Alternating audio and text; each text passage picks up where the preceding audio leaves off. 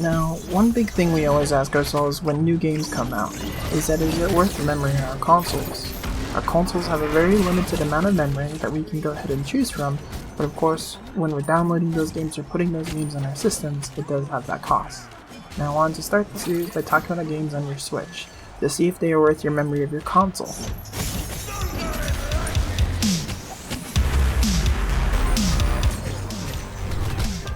Smite is one of the largest games on multiple platforms due to the game being a multiplayer online battle arena, or MOBA for short. Smite has 111 gods in the game currently, and multiple game modes to choose from, and honestly, to have this much content on this powerful portable little machine that we call the Nintendo Switch, it blows my mind away. I think lots of people always look into the Switch to see if it could handle titles, which are massive, with such a high demand for quick reflexes and strategy to win each match. The Switch, in my opinion, holds up.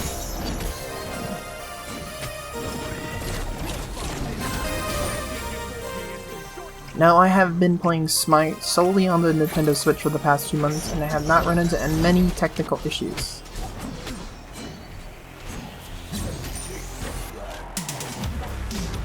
The game does not really drop frames and keeps up with players online across all platforms. Great things to say about the game is that it's very beginner friendly.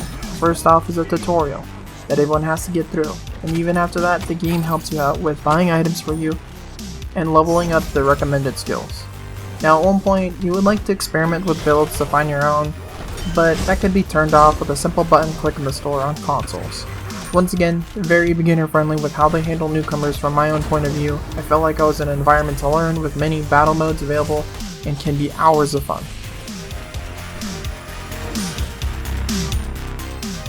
Now the game does have some issues, but of course I would like to have to mention the process of getting new gods. If you're a free-to-play player, is hard. You practically have to grind for challenges and games to gather enough points to buy a few gods, and I mean grind. Doing this can guarantee a god, but of course it is your choice. But once again, that number of 111 gods can be very overwhelming to choose from for some people, or you can be like me and drop the ball and actually just buy the whole god pass and you now skip the entire grind. That's your choice though. Now the game does have some of its issues on the Switch, and in some moments I have experienced some crashing, which did get annoying at first, but luckily you can jump into the game right back into it and it's super easy and quick.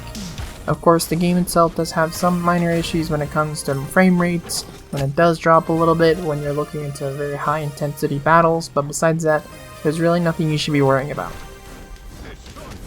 Now, like all online games, the beauty of it is that you can go ahead and build lots of relationships with friends online and get salty together. I was very fortunate that I was able to find a group of friends to help me along with the learning curve on how the game is played, and also to show which god does what. I'm still learning what each day, and the system for communication with other teammates is very advanced for a MOBA on the controller. I like what they have done to make the user experience simple yet have deep mechanics that experts that play the game feel like they're being rewarded. I mean, myself, I can say Smite is still worth the precious memory it takes up on my Switch, and I still play it to this day. Hopefully I can see some of you online, so we can go ahead and battle it out.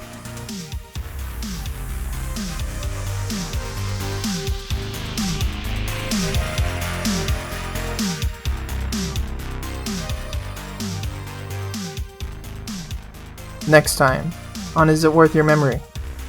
Daemon X Machina.